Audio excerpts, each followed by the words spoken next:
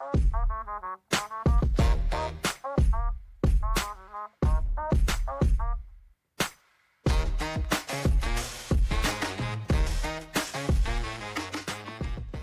to Supercool, the show about low-carbon innovations now scaling. Each week, we talk with the founders, CEOs, and executives, winning customers, growing revenue, and capturing market share by turning carbon-cutting ideas into competitive advantage. This is the rise of the low-carbon economy, a multi-trillion-dollar transformation already underway. I'm your host, Josh Dorfman. Before we jump into today's show, I want to take a moment to tell you about something new from Supercool. We've launched a course called the Climate Adoption Playbook. It's built from everything we've learned across more than 60 conversations on this show, stories from founders and operators behind many of today's most successful climate companies. Through that work, one thing becomes crystal clear. The companies that scale the fastest don't just build the greatest products or technologies. They master adoption. They use a set of repeatable levers to win customers, shape demand, and accelerate their growth. We've distilled those levers into a practical course that shows you how to do the same, whether you're building in clean energy, circular manufacturing, mobility, or the built environment. If you're building a climate solution that needs to scale faster, and you want to eliminate the friction that slows down customer adoption, check out this course. You can find it at getsuper.cool/playbook. And now for today's show. A year and a half ago, I bought a used Tesla for roughly half the cost of a new car in America, which today hovers around $55,000. And while nearly 10% of new car purchases will be electric this year, EVs still only make up about 2% of the overall US fleet, since most Americans drive older, gas-powered cars. Now, climate credentials aside, there are some amazing upsides to owning an EV. First, they're fast. Gas-powered muscle cars look downright weak next to them. Second, they're convenient. The only time I ever go to a gas station anymore is to grab snacks on road trips while I'm taking my son all over the state for his club soccer games. Otherwise, the car charges at home. And third, they're cost effective. Charging at home costs far less than filling up at the pump. And fourth, and I'd argue most miraculously, unlike gas-powered cars that degrade over time and get worse, EVs get better. New features and upgrades are added literally overnight while your car sits in your garage or driveway. And that phenomenon is called OTA, over-the-air upgrades. Just like your phone gets software upgrades, so do electric cars. When I bought my 2020 Tesla, it didn't have a sensor to tell me if I could safely change lanes. But 2 months later, it did. It got better. And it keeps getting better despite getting older. That's electric. And that's super cool. And just a couple of months ago, the same thing happened for the first time in an industry that touches every single American. A residential HVAC system, the kind that heats and cools your home, upgraded itself overnight, enabling homeowners to wake up and discover their system was 20% more powerful. That company is Quilt, and today I'm speaking with Paul Lambert, its co-founder and CEO. Quilt brings sleek, efficient, ductless HVAC to homes through its heat pumps and mini split systems, combining cutting-edge tech with a design aesthetic that looks awesome on walls. Its technology meets design meets the clean energy transition. What makes Quilt different isn't just one breakthrough, though. It's what Paul calls technical arbitrage, taking technologies that work brilliantly in one part of the economy and applying them where they've never been used before. In this case, bringing software-led innovation to an industry that still mostly runs on 20th century technology. The result? A Quilt heat pump that, as you'll hear about today, has 500 to maybe 1,000 times more processing power than its nearest competitor, enough to make real-time energy optimization in our homes possible for the first time. And that's core to how Quilt demonstrates that the path to the low-carbon future can look as good as it performs. Here's my conversation with Paul.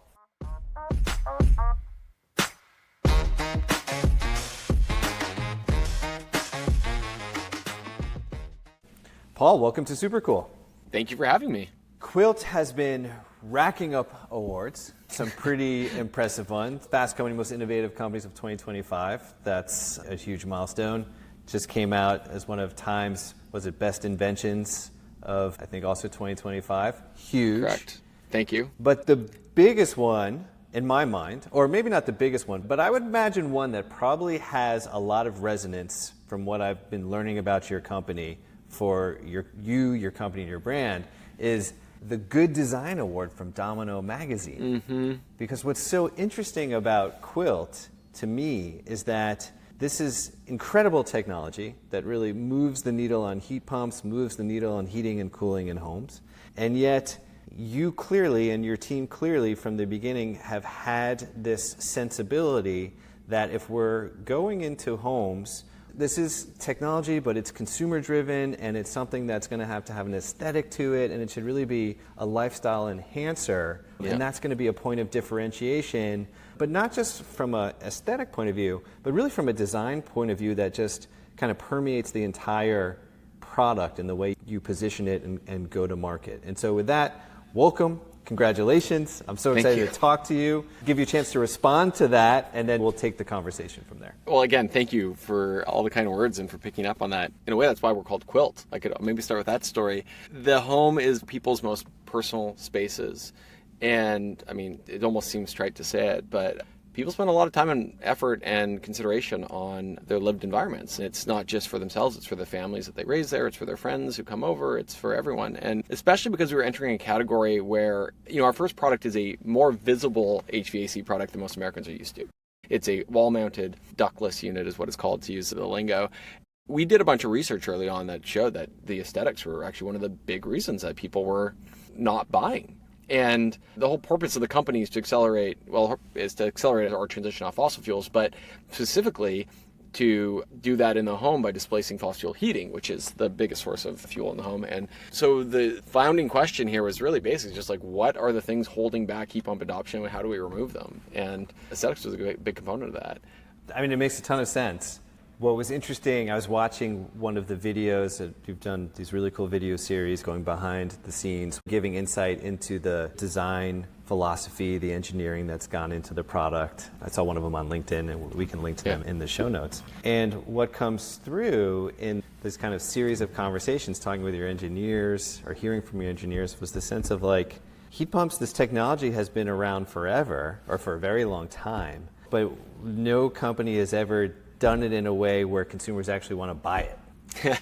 Yeah. So I think there's almost like two playbooks that we tried to, borrow from, great artists steal, and maybe they're the obvious analogies, but I'll just call it out. So the first one is Nest, right? Nest took this very similar category of the thermostat had been in homes for decades. No one had really thought about it, very utilitarian. It's home HVAC.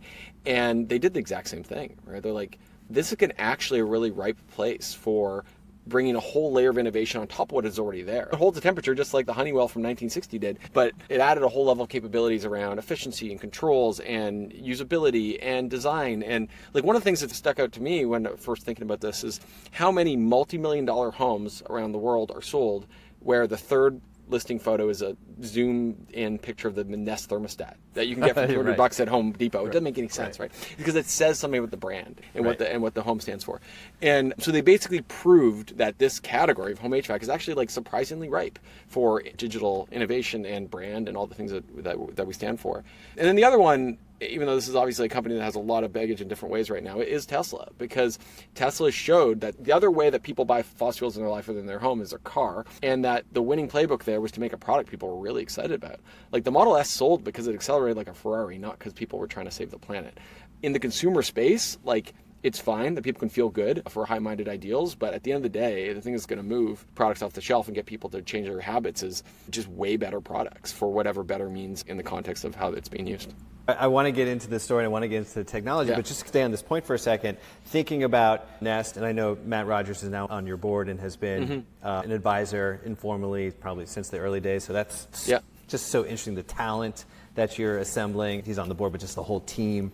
But just to stay on this piece of thinking about, like you said, looking for houses on Zillow, the third picture will be the Nest because it does signify something. Okay, this home is contemporary or modernized, or it's going to have a certain feel, and that says something to me. It says something to me about how it's operating as well. It's smarter. And then you talk about Tesla, and for sure, I mean, I'm here in South Carolina, we drive a Tesla, and it still, raises a bunch of questions. People are asking me or my wife, like, so, what are you all Democrats? I mean, we might be, but we also like going really, really good. They're also really fun to drive. And really well designed. And I don't want to go to a gas station. But the other thing that, company that we talked to, just on this point, a different industry, but we talked to, do you know Brompton? They make fold-up bikes. It's like, it's this UK company. Not well, but I know the name, but please keep going. Okay. Yeah. I mean, if you're in the industry and if you ever want a fold-up bike, you will know Brompton, because forever they were like utilitarian and they had the best kind of engineering around the collapsibility of that bike. Now they're growing much faster for a whole bunch of reasons here in the States and kind of around the world. But we were talking to the president of the Americas, and she said, yeah, there is a community around that. But she's like, honestly, we're growing today because this bike is fitting more into the culture. And this bike, actually, the number one reason why people buy this kind of expensive fold-up bike, or the thing that they're interested in most, is like the cool colors. And so it's like, there's the utility, but now it's found a place to sort of say something about you and the culture. You are riding this kind of bike, but now it also fits actually in a very visible way, right? You want to show it off, and it's more of your identity. Well, I mean, that's what brand and identity is. It's right. It's signaling. It's social signaling. It's a reflection. I mean, places that are ripe for brand tend to be close to your personal identity and high value. And so this is why it's like things that you wear on your body, your clothing, bags, the car you drive. And so, yeah, the bike you ride, and certainly the home you live in. Okay, cool. All right, well, now that we've established all that, let's go back a little bit. So I would love to hear a little more about the genesis of Quilt, how that started to come together, and then maybe we can kind of walk through the technology behind the heat pump, the kind of differentiation, and how that hardware path has developed. I'd love to hear more about that kind of journey.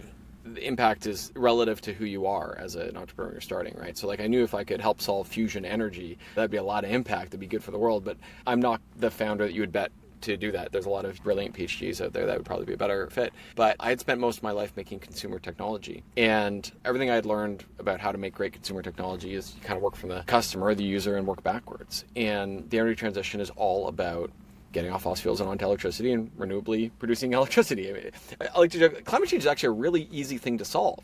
You just stop emitting carbon, but it's extremely hard to do. It's actually a fairly simple thing. And one of the framing questions is like, okay, well then where do consumers buy fossil fuels? Like where are they going to transition? And consumer spending is most of GDP. It's most of the economy.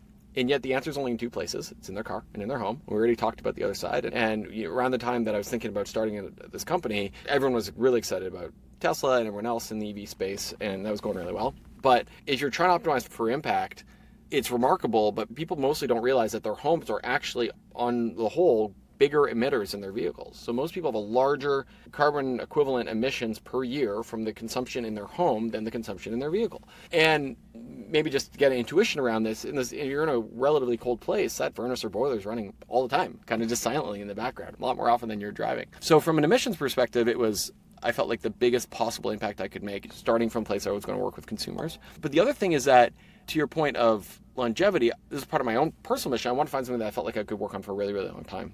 Part of that is believing that you're working on a problem that matters. So you're not like, oh, well, I'm doing something over here, but there's something more important that I could be spending my hours on. And I'd already gotten to the point where I was convinced that, for the reasons you mentioned, the energy transition and climate change was that. But the other thing about it is that the home and the systems that drive it are extremely durable.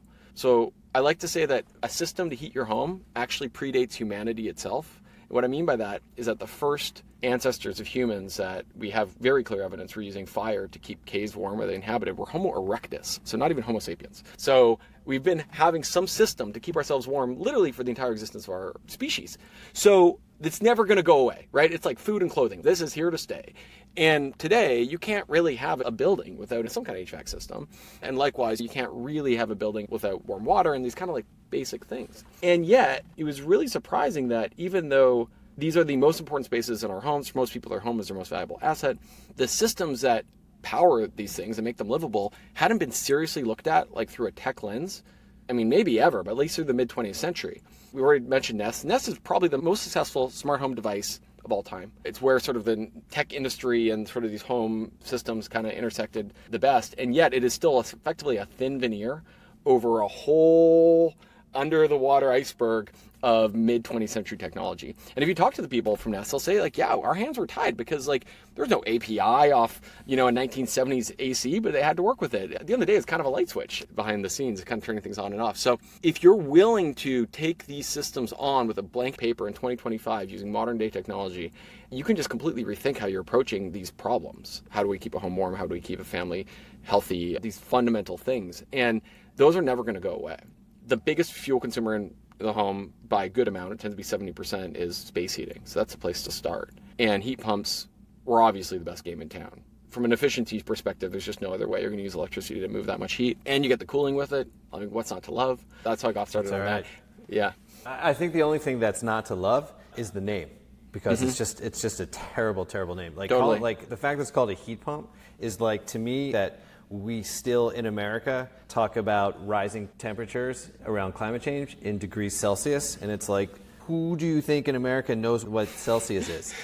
Right? People barely know what Fahrenheit is, right? And you're like, oh, we got a 1.5 degrees Celsius, right? It's like, that just sounds communist, you know? Like, it just sounds like, what global bureaucry is trying to take away my freedom in degrees Celsius, you know? Yeah. It's awful. Okay, but I won't sidetrack us on that, although we will also, if we have time, touch upon the heat pump signs and some of the things you guys are doing around raising awareness, because I think there's some really cool branding elements there. All of that makes sense to me. When you now then say, okay, well, let's go ahead and blank slate, let's rethink the technology. I know there's so many cool things happening on the product design around the technology, just the modular development. But when you think about the technology itself, was this for you and your team, like, what's the hard part? Is the technology hard, or is it just kind of putting together the pieces differently? I mean, I know you say you're software-led appliances, which is a cool concept to just spend a minute thinking about. When I saw it, I was like,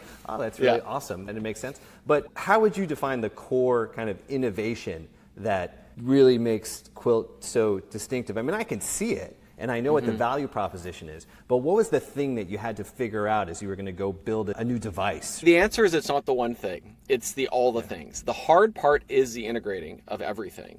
I often think what we're doing is almost like technical arbitrage. Like, we know this stuff works really well in this other part of the economy, in this other market. It's not being applied over here. We can create value by taking it, lifting it from over here and putting it over there. But we do that again and again at different parts of the stack. So low level, I'm talking about like chips that are not even really like microprocessors, microcontrollers even. What is the control logic that's embedded in that firmware? Is it up to snuff, or is it similar to what were being like shipped in the 80s? Often it's the second one. But you can keep working your way up the stack where you can have a control layer above that. Does it talk to the internet? Is it connected? Do these things network? Yes or no? How does it then interact with that data? Like, and of course, what's user interface? There's just all these layers to the technology above the core thing of like, the core thing is a compressor that compresses refrigerant fluid and takes it around a loop. And we don't need to change that. But there's all these layers of tech above it, and picking best of breed for the problem at hand and then making it all work together seamlessly. That's the hard part. So it's not like we invented one new thing. We didn't invent a new compressor. We didn't like radically create one new model that just is the thing. It's the integration. And it's not trivial. Like, it's actually really hard to pull off the integration well. No, I believe that. That's what I was curious about, because kind of starting from that vantage point, okay, like this technology is here, but how do we build on this technology to design a highly delightful, highly effective ductless HVAC system that is going to be the most efficient on the planet, that is going to have all of these capabilities for over-the-air updates and do these things. Like you said, okay, it's 2025, we should be able to design appliances and systems for our homes that make sense in 2025. But if you said to someone who's buying a house for the first time, here's this Quilt system, and they just had never seen HVAC before, right? They'd be like, yeah, of course it's Quilt. Like, how can it not be like Quilt, right? Like, anything else feels like really, really dumb. Do you know what? Well, I mean, of course, I hope that's the case, and I think when you get it right, things should feel like that. Yeah, I hope that's the case. I don't know if you've met her, Ritu Narayan, who runs Zoom, the company that's electrified Oakland's school buses. Don't, but it sounds like I should have, but no. She was a product manager, a bunch of cool places in the Valley, eBay, and elsewhere. But, cool. I talked to her, and she was like, yeah, Josh, like, your kids are having the same experience on the school bus as their great-grandparents had. That's insane. Like, that's crazy that we're living in this moment in time, and this whole system runs like it's 1940. And it's the exact same thing. I mean, so one, you could look and be like, wow, you go find one of these opportunities. This is an opportunity to build an incredibly huge company because you're going to disrupt like a legacy business. And it seems to me that the biggest opportunities around climate and probably the biggest opportunities to build really huge enterprises are when you're actually able to marry solutions to the built environment using software to just rethink the rules of how that thing works, how a heating system works, or how a building operates, or how a school bus transportation system, right? Yeah. Just like these legacy massive industries that we're just still stuck with, that nobody wants, but nobody quite can figure out how to change. Yeah, and it's all the unsexy stuff, right? Like HVAC is not a sexy industry, and that's why it's a great opportunity. And so the obvious stuff has all been sort of done. I mean, in a way, it's a little bit the soft reading the world thing. But I also think the reason that you say that is the opportunity within climate is like climate is actually a side effect. It's the energy system of the economy, right? Like it's how we move, it's how we heat our homes, it's how we like do all the things. And we're in a very fortunate situation where in most cases, the electric system can create fundamentally better products. We'd be in a way worse off situation if the thing that we needed to do to stop this big problem that's heating up the planet and messing with our ecosystem and causing all the problems that climate change causes, if the solutions weren't so good. Yeah. Like, we kind of got lucky, right? Imagine EVs were way worse than gas cars, or, heat pumps were way worse. Like, we'd have a much bigger problem. So we're kind of fortunate in that world. Yeah. All right, cool. So I'm going to ask you to talk me through the product, and one of the reasons that really popped up for me and just resonated so hard was the fact that I read the press release that for current customers who have Quilt in their homes, you guys did the first over-the-air update, probably in like HVAC history, to make those systems already in their homes like 20% more efficient. They could either heat or cool 20% more space, whatever it might be, or still work in like hotter temperatures or temperature swings, right? And it was like, yes. Yeah, we thought so too. We were very proud of it. Okay, so it's the most energy efficient. You're going to use less water. It has all these capabilities built into it where I can easily control temperatures from one room to the next. And we've had in the past like a mini duct or one of these systems, and it has not been easy and not been good, and it's like, oh, it has an occupancy sensor. I'm not sure if that thing's really working. Yeah, right. So I think like you're saying, like, how do you actually do this and do it really well? But then also this piece that I wanted to get to on the technology side, when I was reading about Quilt, and it learns your habits and becomes predictive to be able to say, okay, we can preheat or pre-cool a space with far more certainty, right? And I'm guessing this is now AI enabled to really actually become smart, and not to knock Nest thermostat, but like Nest really can't predict what's going to happen. Like, 6 hours. Do you know what I just wonder if there's like another layer of insight and predictability and more certainty and where the technology is today. Yeah, absolutely. There always is. I mean, the thing that we have a big advantage over any central thermostat of any brand is just way more data points because we're in each room. And also like the hallway or wherever it is that the thermostat usually is not a super well trafficked area. It's just not an accurate place to read if you're trying to read occupancy in the home. And then people can buy off the shelf sensors and stuff, but you're already getting into a pretty techie subset of the world, right? Like most people are just going to have the one thermostat on their wall. We have just way better data. And in today's modern world, like, it's all about the data if you're going to build models. I think that's pretty straightforward. But in terms of the occupancy models, and then it's not just about occupancy, it's about the thermal characteristics of the room itself. So we can learn how a room heats or cools or retains heat or doesn't when we put it in, or when the sun hits the window, or whatever it may be. You basically build a thermal responsive model. How does a room respond to thermal energy? You can then use that when you're trying to decide how to get it to temperature and how much energy do I need to get it to a certain set point, and just make better decisions which result in more energy efficiency. And, we have a bunch more data off the outdoor unit, exactly the temperature outdoors. Again, like a thermostat doesn't have that because they just have no communication with the system below them in the tech stack. So again, it just all comes down to data. And we have way, way, way more sensors across the thing than any other competitor. And we have a lot more onboard compute as well. We believe it's about 500 to maybe 1,000 times more processing power on a Quilt than the very next best system. And it's like, why does that matter? Well, it's because it allows you to do real-time energy optimization based on all this data.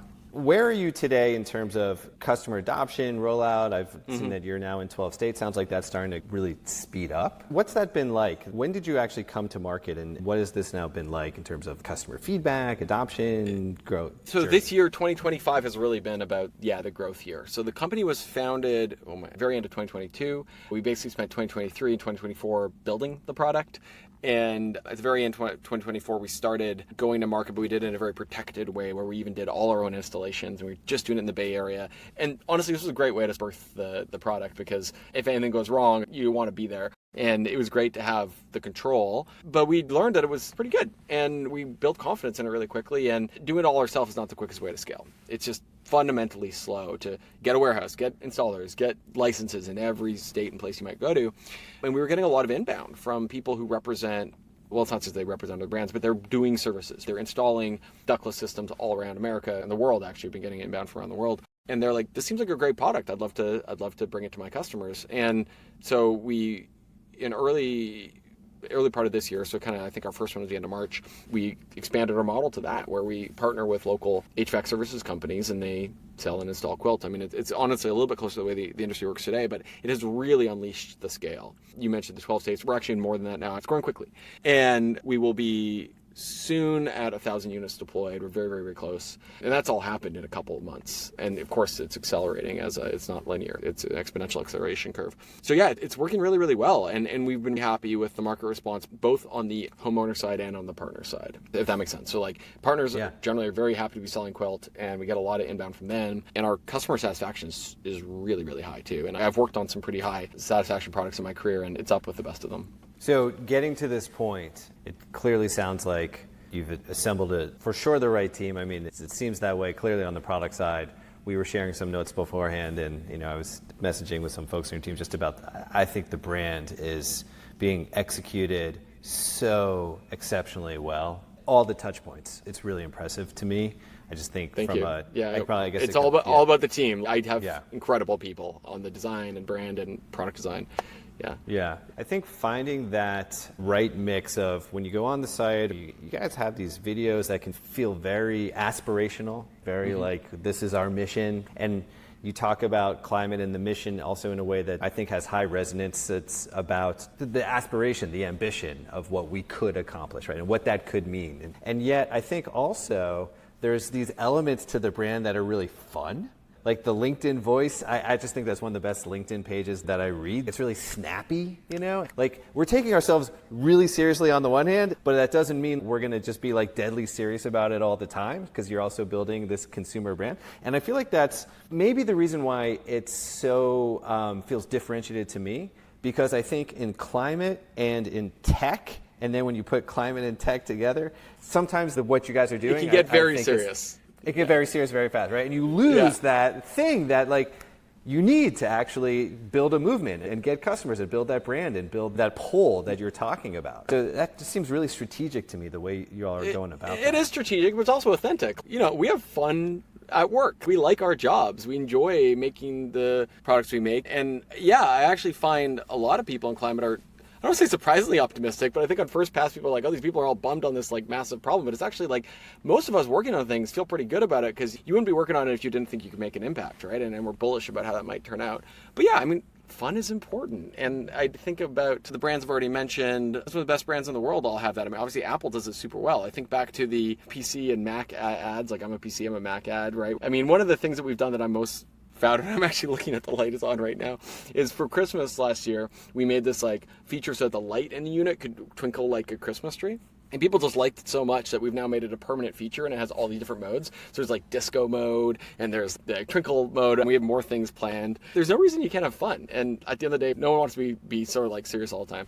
Let's just stay on that for a second in terms of company culture. I mean, it does seem like you're assembling people who come from all the name brand places where you would want people to come from to build kind of a consumer tech company, right, with this climate ethos. And you're talking about fun. Like, how much intentionality goes into how you try and build that company culture? How do you think about that? As a founder and as the CEO, I think a lot about it. And like Quilt was a long time coming for me personally, as in I sold a company, my last startup, and learned a ton from it. And as soon as I sold that company, I was like, I'm doing another company, but I need to go learn for a while and like get my gumption together. But I've kind of been thinking about what was next for a while.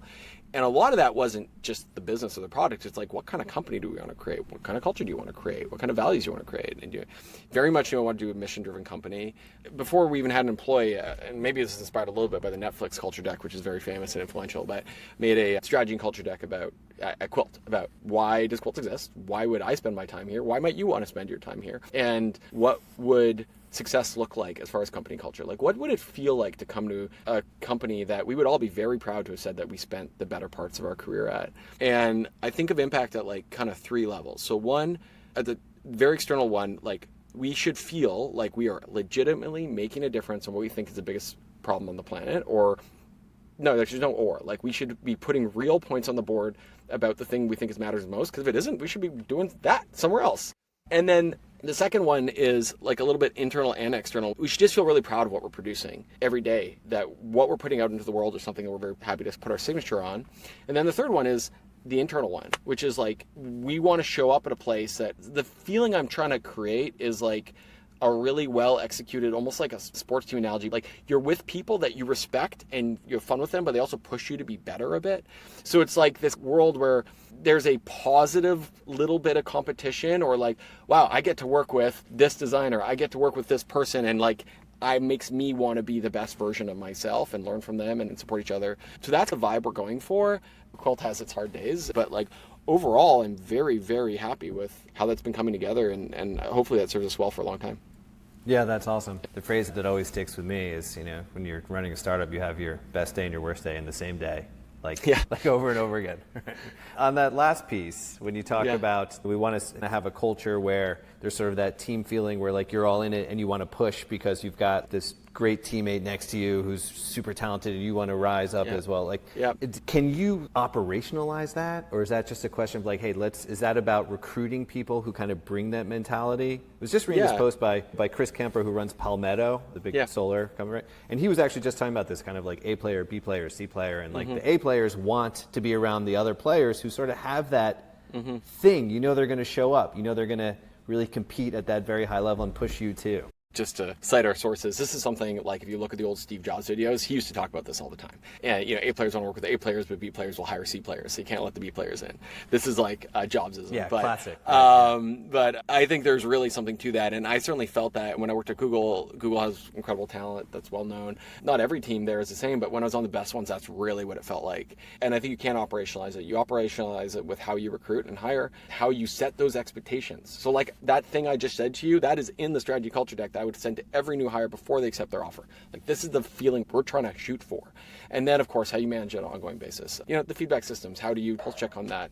How do you set expectations for the way that people give feedback to each other? And, like anything, you can measure and ask. And so, I think you absolutely have to be able to operationalize that. Side note, but I was at Google in 2007. I was giving a book talk. I had a book called The Lazy Environmentalist. Someone was giving me a tour, and this woman was like, okay, here's the free sushi, and here's like the video arcade, and I was like, cool, and there's like the beach volleyball. I was like, that's awesome, and there's the swimming pool, and we're talking like, how does anyone get any work done here? She's like, well, we're Google, and I'm like, yeah, and she shows me something else, and I'm like, if I worked here, I just don't think I'd get anything done. And she looks at me, she's like, well, you don't work here.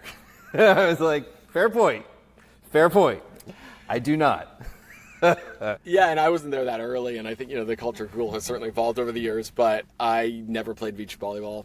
I don't know if anyone did. I mean, the thing is, the thing is that like those things all exist, but also generally for most of the good teams, like, people work really, really hard, and if you're really motivated, like frankly, you want to be working, and the expectations are high, and so like, people are pretty open to how you achieve those expectations. If you want to spend an hour doing some video games in the middle of the day, that's fine, but you got to find a way to make that up elsewhere. So it tends to be pretty self-regulating. And we have adopted a fair bit of that culture because, I mean, a lot of us are former Zooglers, but also I've just seen it work. Yeah.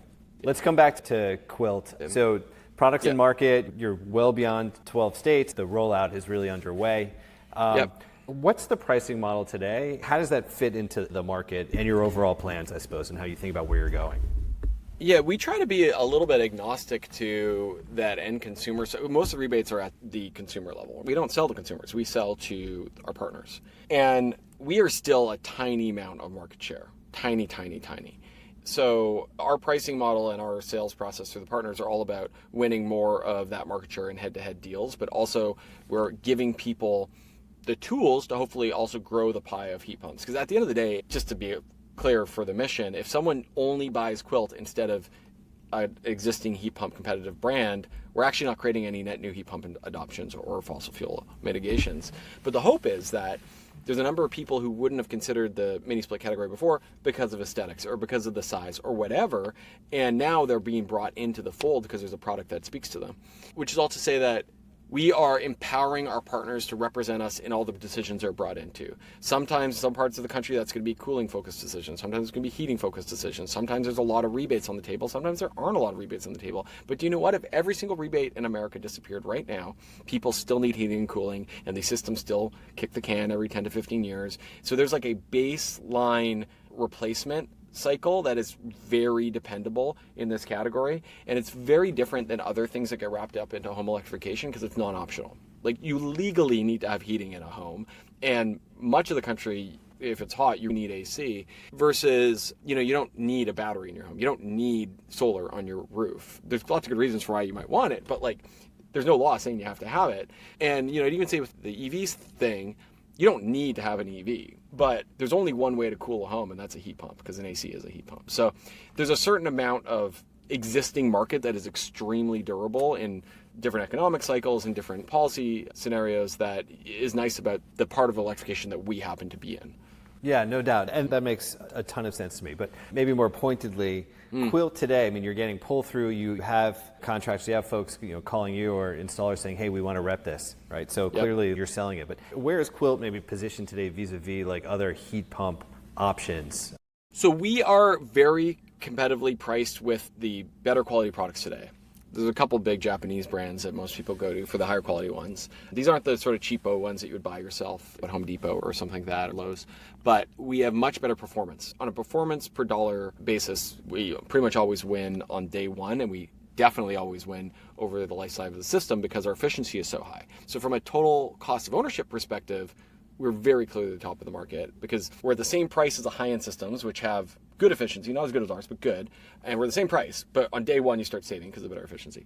With the cheaper systems, we're more expensive up front, but they're really not efficient. So we kind of catch up with them pretty quickly. So that's where we're positioning ourselves. I think most people are actually surprised that we're not more expensive than we are, given that it is very clearly a premium product that in many ways, again, I'm the most biased person here to say this, but it's well ahead of what's out there. And I keep going back to this, but I think the Nest was 5 to 10x a typical thermostat cost when it came out. Again, what did the Tesla Model S come out when it came out? It was more expensive than most BMWs. And we're not like that. Like, we are on par with the higher end Japanese brands, but things that are moving in large volumes. Got it. To one of the other things you said, which I agree with, I just want to probe a little bit, is you had said that if Quilt really only takes market share from other heat pumps, you're talking about a very small percentage of the overall HVAC market, and you need to grow the, whether for mini splits, for heat pumps, build awareness. One of the things you've done as a company is you've created lawn signs that are kind of clever and say like, hey, we've got a heat pump, doing some guerrilla on the ground marketing. But that's a big challenge because you can have the best technology and you can have a segment of the market that is attuned to it. But to get to mass adoption, there's a huge education component in the same right to create that, really drive that mainstream adoption. I totally agree with you personally, now speaking as Paul, that heat pump is a bad name. But there is so much inertia behind it that we're not unilaterally going to establish the next thing. And so many other quote unquote bad names, I would argue Google is a bad name, but like, they overcome those initial objections because people are pretty smart. There are a lot of forces at play that are just trying to build awareness.